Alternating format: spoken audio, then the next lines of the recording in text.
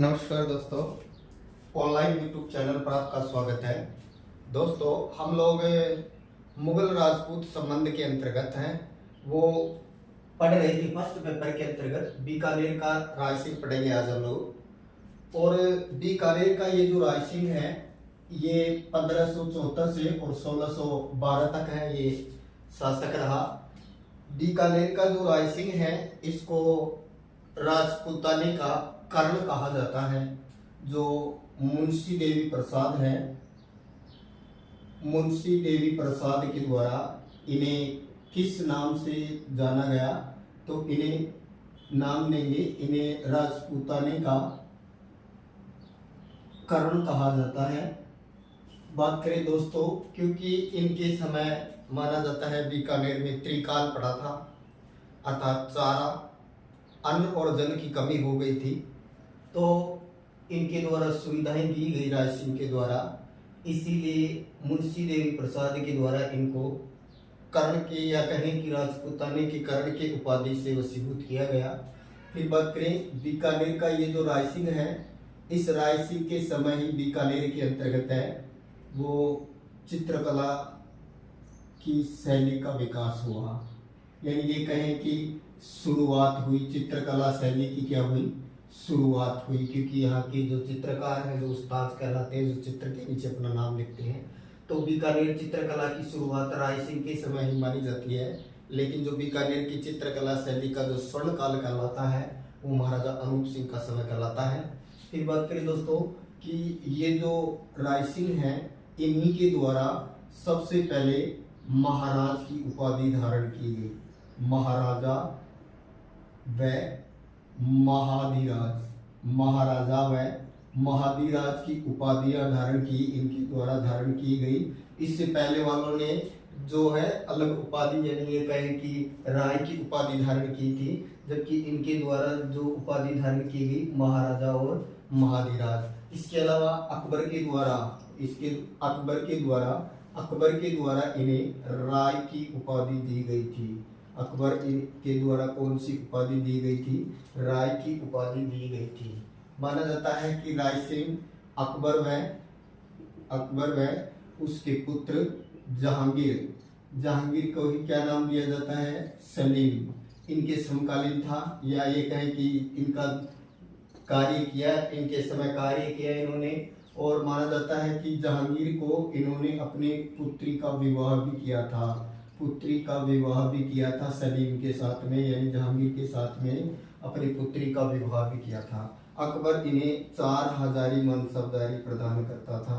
4 हजारी मनसब, तो पहले मनसब 4000 था, और ये बढ़ करके जहांगीर ने कितना कर दिया था?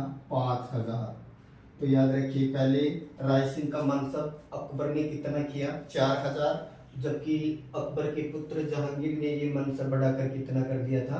5000 कर दिया था। फिर बात करें इनके जन्म की। इनका जन्म 20 जुलाई 1541 को हुआ। माना जाता है कि जो नागौर दरबार लगा था, नागौर दरबार, याद रखिए 15वें वर्ष लगा था अकबर के शासन के। जब अकबर का शासन का 15वां वर्ष था, तब ये 1570 में नागौर दरबार लगा था। और इस नागौर दरबार में बताते हैं कि बीकानेर का ये जो कल्याणमल था, इसका पिता, ये अपने 2 पुत्रों के साथ में यहाँ पहुंचा था। अकबर की अधीनता स्वीकार की थी, जिसके अंतर्गत एक का नाम मिलता है पृथ्वीराज और एक का नाम था रायसिंह। तो याद रखिएगा, कल्याणमल ने अधीनता स्वीकार की थी नागौर दरबार में। कब लगा था? 1570 में, अकबर के शासन के 15वें वर्ष। और बात करें कि नागौर जो दरबार लगा था, इसमें इनके पिता कल्याणमल अपने 2 पुत्रों के साथ, पृथ्वीराज और रायमल। दोस्तों, ये जो पृथ्वीराज है, ये राठौड़, और इसी को जाना जाता है, नाम दिया जाता है पीथल। जो ये कहे कि जो पाथल और पीथल रचना है, उसमें पाथल तो पृथ्वी यानी पाथल तो नाम दिया है प्रताप को, और पीथल कहा है पृथ्वीराज राठौड़ को। और इनका जो ग्रंथ है वेली किशन रुक्मणीरी, वेली किशन रुक्मणीरी ख्यात, रुक्मणीरी ख्यात। इसको दुर्सा आडा नामक कवि ने 5वां वेद व 19वां पुराण बताया है, ध्यान रखिएगा। ये जो पृथ्वीराज राठौड़ है, ध्यान रखना, इसे अकबर ने गागरोन दुर्ग दिया था, जिसमें इसने ये रचना गंगा लहरी की रचना की थी, वेली किशन रुक्मणी ख्यात की रचना की थी। और ये पीथल के यानी ये डिंगल का हैरोस टेसीटोरी ने इनको क्या कहा, टेसीटोरी, टेसीटोरी ने इन्हें क्या कहा है, इन्हें डिंगल का हैरोस कहा है, याद रखिए। डिंगल का हैरोस किसको कहा है, पृथ्वीराज राठौड़ को कहा गया है। दोस्तों ये जो रायसिंह था, इस रायसिंह को 30 अक्टूबर 1572 को जोधपुर का प्रशासक नियुक्त किया था अकबर ने। अकबर ने किसको नियुक्त किया, अकबर ने रायसिंह को 30 अक्टूबर कब की बात है, 1572 को मारवाड़ का यानी जोधपुर का क्या नियुक्त किया, मुगलाधिकारी या प्रशासक नियुक्त किया था। और माना जाता है लगभग 3 वर्ष तक ये अंतर्गत रहा। इसके नेक्स्ट बात करें कि इनके द्वारा जब इनको प्रशासक नियुक्त कर दिया जाता है, इसके बाद में आता है कठोली का युद्ध। कठोली का युद्ध ये 1573 के अंतर्गत है। कठोली एक स्थान है गुजरात के पास में। यहाँ पर मिर्जा बंधुओं का विद्रोह था, मिर्जा बंधुओं का विद्रोह। ये दो भाई थे, इब्राहिम मिर्जा और हुसैन मिर्जा। तो मिर्जा बंधुओं का जो विद्रोह था, इस विद्रोह को दबाने के लिए ये 1573 में कठोली का युद्ध लड़ते हैं। और ये मिर्जा बंधुओं को ये कहें कि यहाँ ये जो मिर्जा बंधु होता है हुसैन मिर्जा, ये पंजाब की तरफ जाने को मजबूर हो जाता है। फिर बात करें इसके नेक्स्ट है, बात करें 1574 को माना जाता है मारवाड़ का चंद्रसेन। और मारवाड़ का जो चंद्रसेन था ये मुगल विरोधी था। इसे माना जाता है मुगल विरोधी, क्योंकि मुगलों को ये परेशान कर रहा था। तो 1574 में चंद्रसेन पर आक्रमण के लिए भेजा गया। और चंद्रसेन यहाँ से भाद्राजून से होते हुए और सिवाना चला गया। तो ये भाद्राजून को जीत जाता है रायसिंह, लेकिन सिवाना को नहीं जीत पाता है। भाद्राजून को जीत जाता है, सिवाना को नहीं जीत पाता है।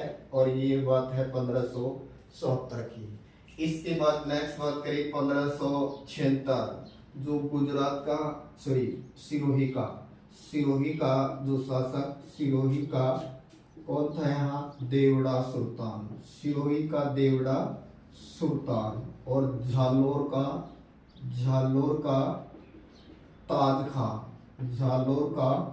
ताज खा, ये भी मुगल विरोधी थे। तो 1576 में माना जाता है कि सिरोही के देवड़ा सुल्तान को हराया और ये जालोर के ताज खा को हराया। बाद में माना जाता है कि ये जो देवड़ा सुल्तान जो था, इस देवड़ा सुल्तान से आधा राज्य लेकर के और मुगल साम्राज्य के अंतर्गत है इसको मिला दिया जाता है। यानी मुगल साम्राज्य के अंतर्गत इसको मिला दिया जाता है क्षेत्र को। इसकी नेक्स्ट बात करें हम लोग कि ये जो होता है रायसिंह, इस रायसिंह को सबसे पहले बात करें कि एक अभियान पर भेजा जाता है भारत से बाहर, जो मान सिंह के साथ होता है ये अभियान। तो याद रखिए 1586 को लाहौर का क्या घोषित किया जाता है, सूबेदार बनाया जाता है। लाहौर का सूबेदार 86 में बनाया जाता है किसको, रायसिंह को। और याद रखिए राय सिंह के साथ में यहाँ एक और बंदा होता है भगवंत दास, ये मान सिंह का जो पिता होता है जयपुर वाले पेशवा शासक का। तो 1586 में ये सूबेदार बनाया जाता है लाहौर का। इसके अलावा ये बलूच जो क्षेत्र है, इस बलूचिस्तान वाले क्षेत्र में जो विद्रोह होता है इसको दबाता है। इसके अलावा फिर बात आती है गुजरात अभियान की। गुजरात अभियान, इसके गुजरात अभियान के अंतर्गत क्या होता है दोस्तों, यहाँ स्वयं अकबर भी आता है। गुजरात अभियान में स्वयं अकबर को भी आना पड़ता है और मिर्जा बंधु जो थे उनका यहाँ विद्रोह हुआ था और मिर्जा बंधुओं के विद्रोह का दमन किया गया। दोनों भाइयों को बंदी बनाया गया और ये राय सिंह के पास में रखे गए। बाद में भगवंत दास के इशारे पर राय सिंह ने इन मिर्जा बंधुओं को मौत के घाट उतार दिया। इसके अलावा दोस्तों माना जाता है कि जो काबुल वाला जो एरिया है, यहाँ काबुल वाला एरिया के अंतर्गत जो काबुल में विद्रोह हुआ था, जो अकबर का जो सौतेला भाई था मिर्जा हाकिम, तो काबुल में विद्रोह किसने किया था, मिर्जा हाकिम। इससे पूर्व आपने मान सिंह को पढ़ा था, तो मान सिंह भी इस विद्रोह को दबाने में गया था। ये विद्रोह लगभग 1580 के आसपास का है। इस विद्रोह में भगवंत दास भी साथ में था, मान सिंह और राय सिंह भी था और स्वयं 1581 के आसपास स्वयं अकबर भी इस विद्रोह को दबाने के लिए यहाँ गया था, या ये कहे कि इनका उत्साहवर्धन करने के लिए गया था। तो ये कहे कि जो राय सिंह जो था, इस राय सिंह को मान सिंह के बाद, राय सिंह को मान सिंह फर्स्ट के बाद में सर्वाधिक सम्मान मिलता था, या सर्वाधिक सम्मान की नजरों से किसको देखा जाता था, तो ये जो हिंदू शासक था वो कौन था, राय सिंह ही था। हालांकि राय सिंह जो था, ये कहे कि ये जो जहांगीर था, ये जहांगीर का सबसे ज्यादा विश्वास पात्र था। इसीलिए 1605 में जब मृत्यु होती है या मृत्यु शैया पर होता है अकबर, तो जहांगीर या सलीम लेटर लिखता है इस बीकानेर के राय सिंह को कि जैसे हो तुरंत जल्दी आओ। तो ये एक रीजन बनता है, ये वफादारी का भी एक कारण बनता है। इसके नेक्स्ट दोस्तों एक बार की घटना मिलती है, ये बताते हैं कि ये जो क्षेत्र है यहाँ पश्चिमी घाट पर्वतमाला जो है, इसका ये वाला क्षेत्र है वृष्टि छाया प्रदेश कहलाता है। इस वृष्टि छाया प्रदेश के अंतर्गत वो ही वनस्पति है जो वनस्पति हमारे राजस्थान में अरावली के पश्चिमी भाग में है। तो ये माना जाता है इस क्षेत्र की वनस्पति यहाँ भी है और इस क्षेत्र में ही बीकानेर वाला क्षेत्र है। तो इसीलिए ऐसा माना जाता है एक बार यहाँ आ गए थे दक्षिणी भारत, एक बार राय सिंह को अकबर ने दक्षिणी भारत में भेजा था और यहाँ उन्होंने एक वृक्ष को देखा था जो राजस्थान में भी उगता है और उस वृक्ष का नाम है फोग।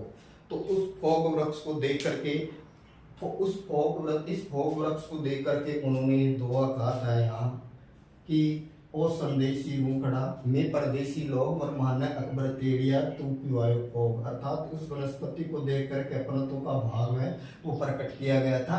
तो ये करने वाला कौन था, राय सिंह था। दोस्तों इनका जो प्रमुख प्रधानमंत्री था वो था करमचंद। इनका जो प्रधानमंत्री था, ये प्रमुख प्रधानमंत्री कौन था, तो याद रखिए प्रमुख प्रधानमंत्री था करमचंद। विक्रमो उत्कीर्ण ग्रंथ भी है जिसमें इसको राय सिंह को राजेंद्र के नाम से संबोधित किया गया है, ध्यान रखना। विक्रमोत्कीर्ण जो ग्रंथ है उसमें राजेंद्र के नाम से संबोधित किसको किया गया है, राय सिंह को। करमचंद जो प्रधानमंत्री था, इनके द्वारा यहाँ बीकानेर दुर्ग की, बीकानेर का किला जो बनाया गया, ये जो किला बनाया 1589 से और ये बना 1594 तक। माना जाता है कि ये जो बीकानेर का किला है ये किसके द्वारा बनाया गया, तो ये राय सिंह के द्वारा, और नाम दिया गया इसको जूनागढ़। इससे पहले जो पुराना किला था उसको बोलते थे बीका की टेकड़ी। जो बीका की टेकड़ी है ये पुराना किला था, इसी के ऊपर है ये जूनागढ़ वाला नया किला बनाया गया। और माना जाता है अक्षय तृतीया को इसकी नींव रखी गई थी, करणी माता के द्वारा नींव का पत्थर रखा गया था इस जूनागढ़ दुर्ग के द्वारा। इसको जमीन के जेवर के तौर पर जाना जाता है करमचंद। दोस्तों ये जो जूनागढ़ दुर्ग है इसके अंतर्गत एक पोल है सूरज पोल। ये जो जूनागढ़ है इस जूनागढ़ दुर्ग के अंतर्गत है एक सूरज पोल जगह है, सूरज पोल।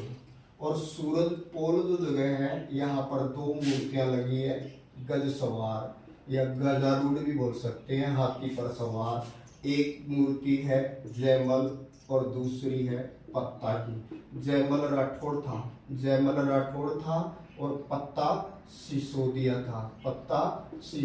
था। ये तीसरे शाखे वाले हैं। जयमल राठौड़ और पत्ता सिसोदिया ये वीरता के लिए जाने जाते हैं तीसरे शाखे के अंतर्गत। और वैसे माना जाता है कि इनकी वीरता से स्वयं अकबर भी प्रभावित हुआ था। और इनकी दोनों की जो ये कहें कि जो मूर्तियां हैं वो आगरा दुर्ग के बाहर भी लगाई थी, बाद में औरंगजेब ने उन्हें तोड़वा दिया था। तो जयमल पत्ता की जो मूर्तियां हैं ये जूनागढ़ के बाहर भी हैं, और ये कहें कि जूनागढ़ बीकानेर में भी हैं, और ये आगरा दुर्ग के बाहर भी लगी थी। और इसी जूनागढ़ दुर्ग की जो ये कहें कि जो दुर्ग का जो पोल है, दरवाजा है, उसके ऊपर यहाँ राय प्रशस्ति लिखी है, राय प्रशस्ति।